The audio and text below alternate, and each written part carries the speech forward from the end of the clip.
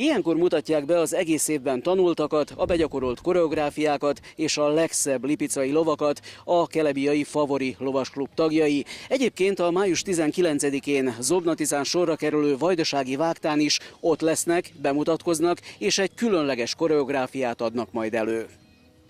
A lovasgálán a Kelebiai Ménes lovasiskolájának legtapasztaltabb növendékei vettek részt. Számukra legalább akkora élmény ez az esemény, mint a közönség számára, mondta izgatottan Táncos Katarina.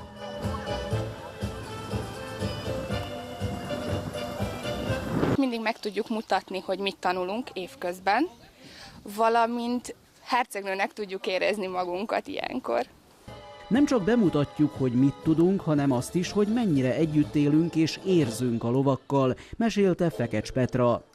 Ez az egyetlen egy majdnem sport, ami egy élőlényen is rajta ülök, és egyrészt én is kell, hogy élvezzem, és ő is.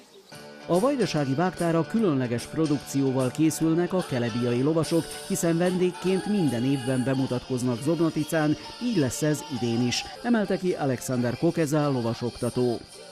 To će biti jedna nova koreografija, neću da otkrivam tačno šta je u pitanju, mogu samo da kažem da je rađena na muziku jedne poznate grupe, svi će znati tu muziku i moći će lako da pevaju, da se poistovete sa nama.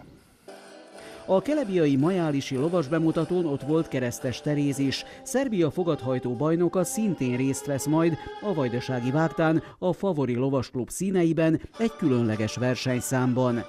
Segédhajtóként veszek részt a szinkronhajtásba. Én pályaépítőként is szereplek, ezért nehéz összehozni, hogy a lovaglókkal is ott legyek, a fogattal is, az én fogatommal is, ezért csak segédhajtó leszek a szinkronhajtásba.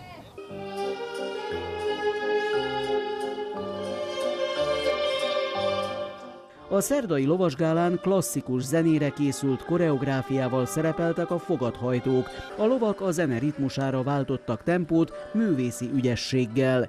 A május 2-ai lovasgálán 12 lovas és 4 fogathajtó mutatkozott be, de a programot egy póni és 2 szamár cirkuszba illő mutatványai is színesítették.